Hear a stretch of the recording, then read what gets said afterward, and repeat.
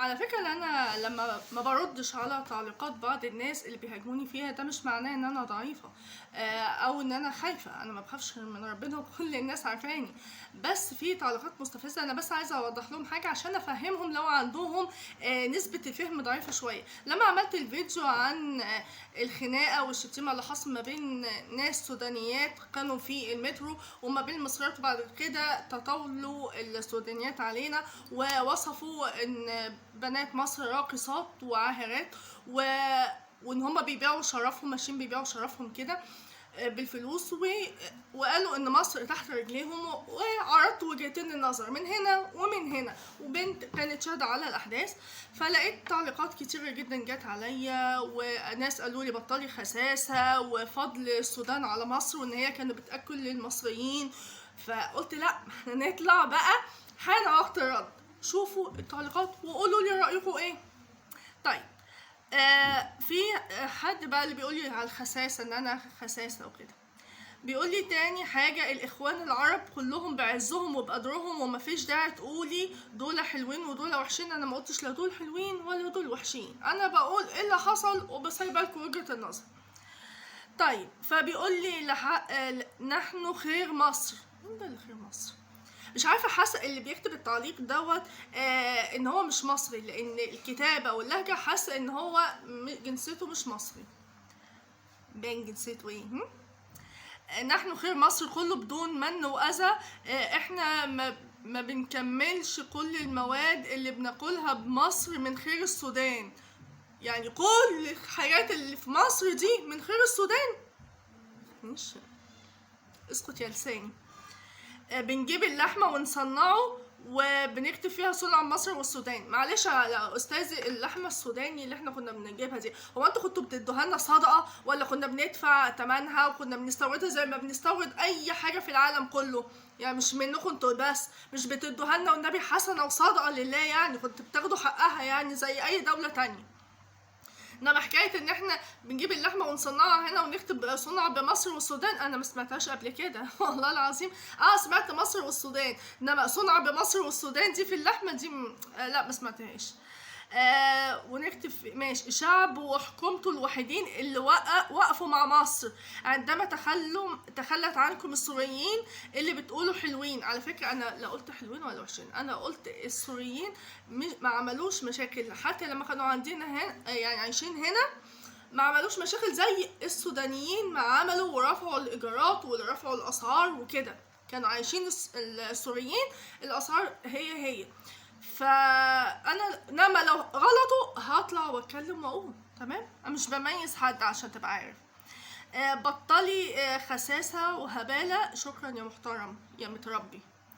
وبلاش تتكلمي عن السودان. هتكلم، والفيديو اللي انا زرته على فكره على قناه جرايم روشا كان حصل فيه مشاكل عشان تبقوا عارفين. انا بما انك بتقولي ما بطلي تتكلمي عن السودان، انا الفيديو هعرضه تاني، هعمل فيه حاجات هتتشال وفيه حاجات هتتحط، وهعمله وهنزله من اول وجديد لان فيه مشاكل عليه. تمام. ودول فضائلهم ايام الحرب، طياراتنا وطيارنا بياكلوا ويشربوا سنوات على حساب حكومة السودان. يعني احنا طيارتنا والطيارين بتوعنا كانوا بياكلوا ايام الحرب على حساب حكومة السودان. على فكرة بيقول لي معلومات انا اول مرة اسمعها. يعني احنا كنا جعانين يعني وانتوا بتاكلونا يعني ولا ايه؟ والله العظيم انا ما اعرف مين ده، والنبي يطلع قول لي انت مين وكده، واطلع لي فيديو وقول لي فهمني يعني. ومن نصيب الشعب اسكتي واخرسي. شكرا يا محترم يا متربي. قليل الذوق، قصدي لكلك ذوق. شكرا.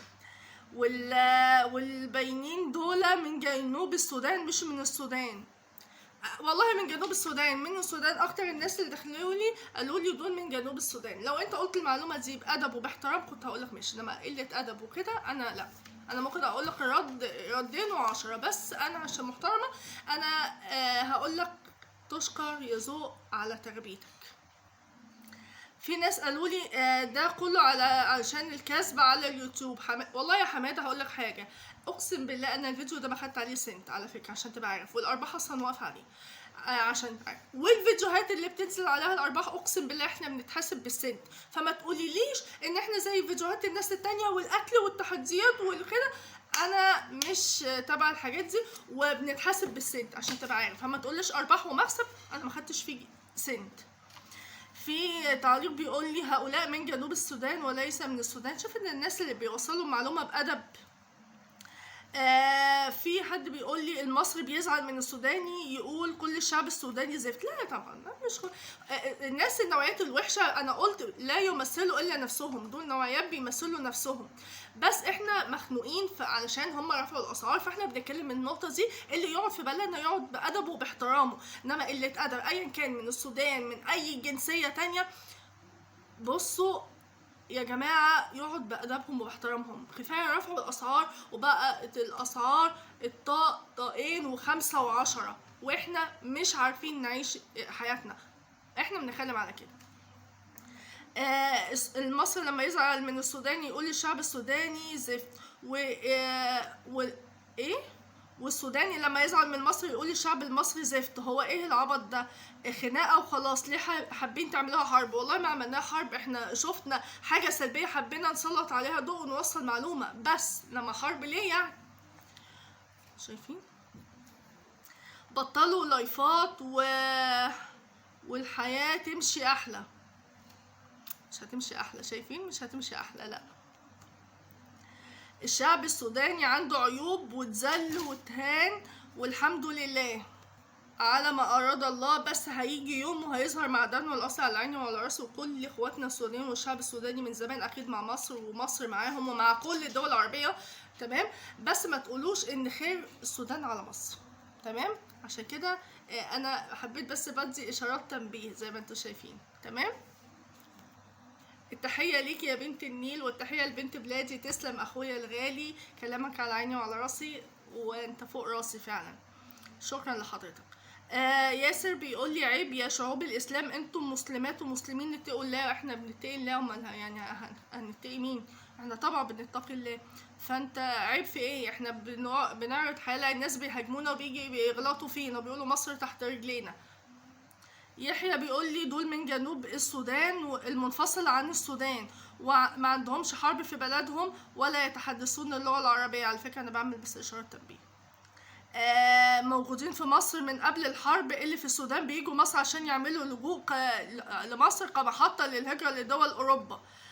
ماشي، برضو يحترموا البلد الموجود فيها بدل عايشين فيها، حتى لو بيعملوها كمحطة ترانزيت علشان يروحوا يهاجروا دول أوروبا، يبقى يحترموا نفسهم مهما كانت جنسيتهم ايه. جنوب السودان إن شاء الله جنوب المريخ يجوا يقعدوا بأدبهم.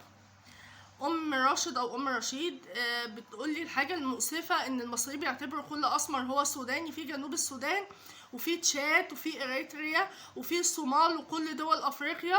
بالله اتأكدوا من الجنسية على عيني وعلى راسي أختي الغالية. بس انا يمكن هم بس قالوا من السودان علشان ان هم قاطروا جدا جدا جدا جدا في مصر في الفتره الاخيره، فيمكن هم يعني شكوا ان هم من السودان. عند حضرتك حق فعلا، ممكن يبقوا من اريتريا، ممكن من الصومال، ممكن من تشاد، ممكن من جنوب السودان زي ناس كتير قوي من اخواتي قالوا لي.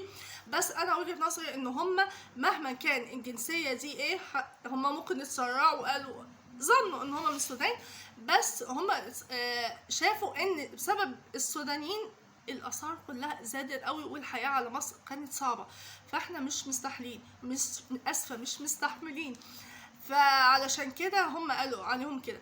بس فعلا مهما كانت جنسيتهم ايه، واي دوله من دول السمر وكده على عيني وعلى راسي واخواتي، وانا والله بعشق السمر دول. انا بعشق، يعني يقول لك السمر احلى ولا البيض احلى ولا البياض احلى، انا بحب السمر جدا فعلا. بس احنا بنتكلم ان اللي يجي يقعد هنا مهما كانت جنسيته يحترم الدولة اللي هي فاتحاله دراعاتها، ويعيش بأدب ويتعامل مع الناس المصريين بأدب. صدقوني والله هتلاقوا احسن معاملة، واحنا عمرنا ما عملنا حد وحش، واحنا طول عمرنا متزافين، بس ما نحبش اللي يغلط فينا. طيب في حد تاني بيقول لي هي من جنوب السودان الدولة الجديدة ولا نعلم حقيقة الفيديو حقيقي، امال هيتصور ازاي يعني؟ بالتأكيد ان الضيف حريص على عدم التعرض لصاحب الارض. ازاي يعني؟ ما هو ضيف اهو، وباين قوي في الفيديو ان هو تعرض لصاحب الارض والمصريين والمصر وقال تحت رجلينا. اكتر من كده ايه يعني؟ وانا عاملينه فوتوشوب يعني ولا ايه؟ والحق الأصيل في وطنه تحروا الدقة، ولا تتحدثوا عن مجرد فيديوهات.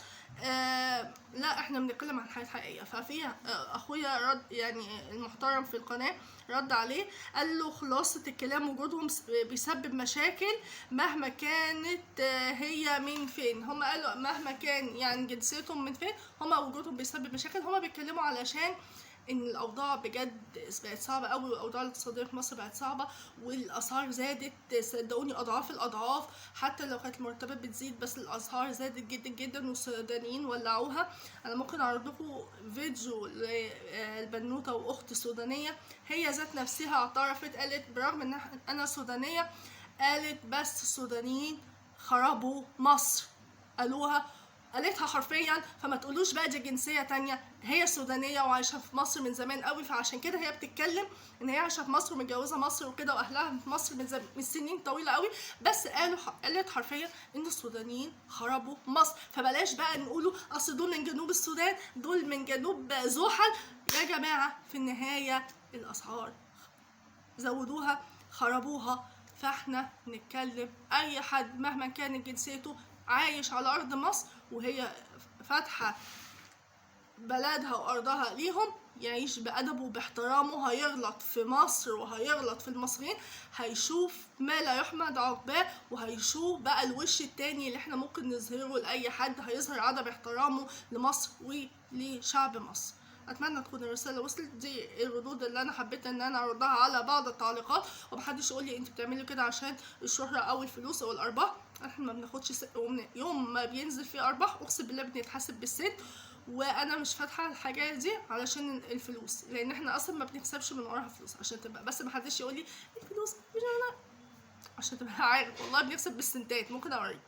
تمام. انا كان عندي فيديو اقسم بالله تخطى 60,000 مشاهده، ورب الكعبه والله والله والله كان جايب 60 سنت، ما كملش الدولار. 60 سنت. تمام.